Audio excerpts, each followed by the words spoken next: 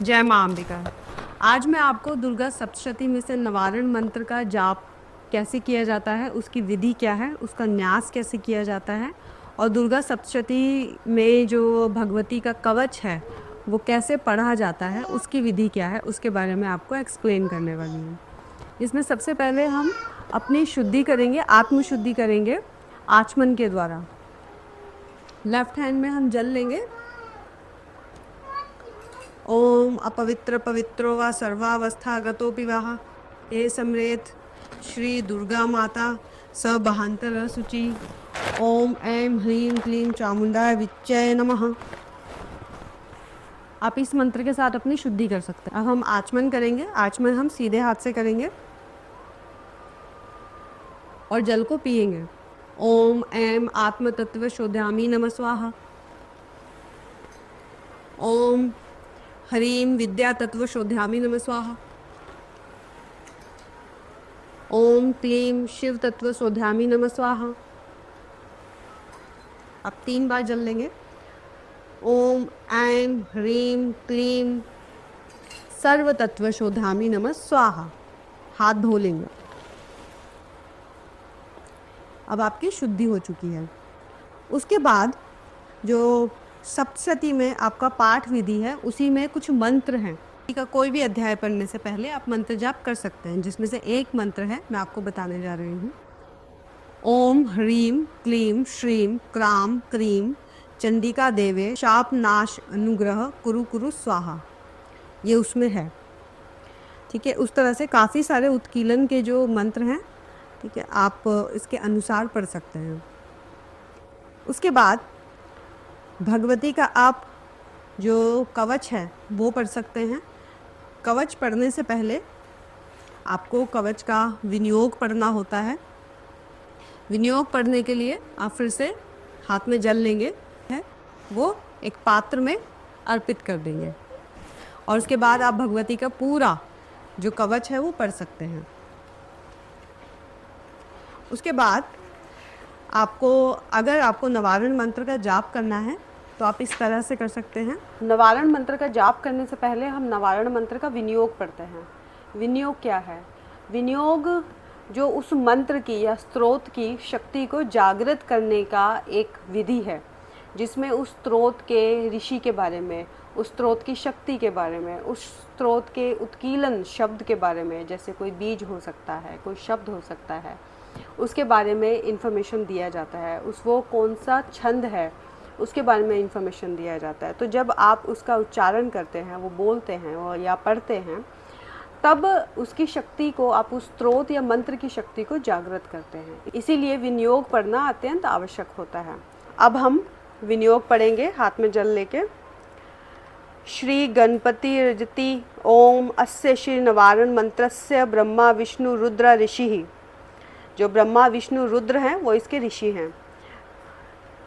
गायत्री विष्णु नुष्टुप छंदासी श्री महाकाली महालक्ष्मी महासरस्वतियों देवता। जो महाकाली महालक्ष्मी और महासरस्वती वो इस मंत्र के देवता हैं। आइम बीजम ह्रीं शक्तिम क्लीं कीलकम श्री महाकाली महालक्ष्मी महासरस्वती प्रत्यथे जपे विनियोगः। उसके बाद आप जल छोड़ देंगे। उसके बाद ऋषि आदि न्यास करेंगे, जिसमें ऋषि आदि न्यास जो इसके ऋषि हैं उनका न्यास किया जाता है अंगों में। ब्रह्मा विष्णु रुद्र ऋषिभ्यो नमः शिर से इस तरह से। गायत्री अनुष्टुप छंदभ्यो नमः मुखे। महाकाली महालक्ष्मी महासरस्वती देवतेभ्यो नमः हृदय। आइम बीजाय नमः गुहे, जहाँ से आपकी रीढ़ की हड्डी शुरू होती है वहाँ। ह्रीं शक्ते नमः पाद्यो पैरों में। क्लीं कीलकाय नमः नाभो नाभि में। ठीक है, उसके बाद आइम ह्रीं क्लीं चामुंडाय विच्चय, हाथों में जल लेके हाथों की शुद्धि, हाथ धो लेंगे और पोंछ लेंगे। उसके बाद अंगन्यास करेंगे। अंगन्यास कैसे करेंगे? नीचे से ऊपर इस तरह से। ठीक है। और अपने घुटने के ऊपर हाथ रख के करेंगे। मैं आपको दिखाने के लिए ऐसे हाथ करूँगी, आप अपने घुटने के ऊपर हाथ करेंगे। ठीक है। ऐं अंगुष्ठाभ्य नमः, ह्रीं तर्जनीभ्य नमः, क्लीं मध्यभ्य नमः, चामुंडाय अनामिकाभ्य नमः, विच्चय कनिष्ठकाभ्य नमः, ऐं ह्रीं क्लीं चामुंडाय विच्चय करतल करपृष्ठभ्य नमः। उसके बाद ऐं हृदय नमः, ह्रीं शीर्षे स्वाहा, क्लीं शिखाय वसष्ठ, शिखा पीछे। ठीक है। चामुंडाय कवचाय हूँ, और विच्चय त्रिनेत्राय वसष्ठ। उसके बाद ऐं ह्रीं क्लीं चामुंडाय विच्चय अस्त्राय फट, 3 बार। उसके बाद अक्षर न्यास करेंगे। अक्षर न्यास जो उस मंत्र के बीज हैं उसका न्यास किया जाता है, उसको अक्षर न्यास कहते हैं, जिसमें ओम ऐं शिखाय नमः, ओम ह्रीं दक्षिण नेत्रे नमः, लेफ्ट आई, ओम क्लीं वाम नेत्रे नमः, राइट आई, ओम चाम नमः, दक्षिण कर्णे, ओम मूं नमः, वाम कर्णे, ओम दाम नमः, दक्षिण नापुष्ठे, नोज को, ओम ऐं नमः, वाम नापुष्ठे, ओम वीं नमः, मुखे, ओम चें नमः, गुहो, मतलब जहाँ से आपका रीढ़ का हड्डी शुरू होता है वहाँ पीछे बैक साइड पे। ठीक है। अब यहाँ आता है दिग्न्यास। अब दिग्न्यास मतलब आपके दिशाओं का न्यास, दिशाओं का भी हम लोग बंधन करते हैं। ओके।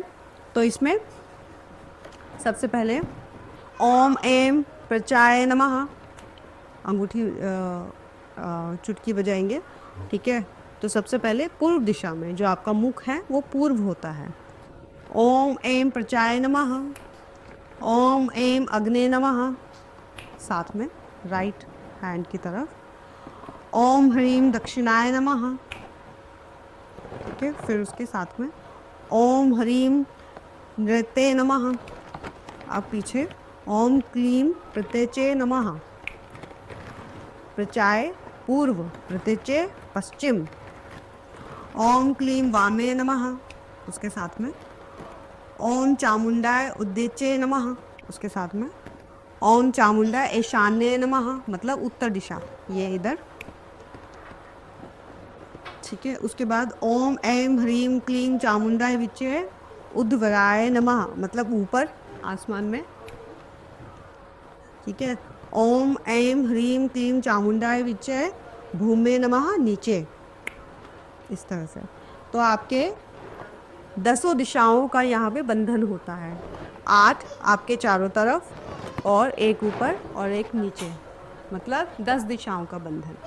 उसके बाद आप सबसे पहले अपने माला को दोनों हाथों में लेके माला का मंत्र जाप करेंगे। ओम मां माले महामाये सर्वशक्ति स्वरूपिणी चतुर्वक्तिस्ते नस्ते समामे सिद्धिदा भव।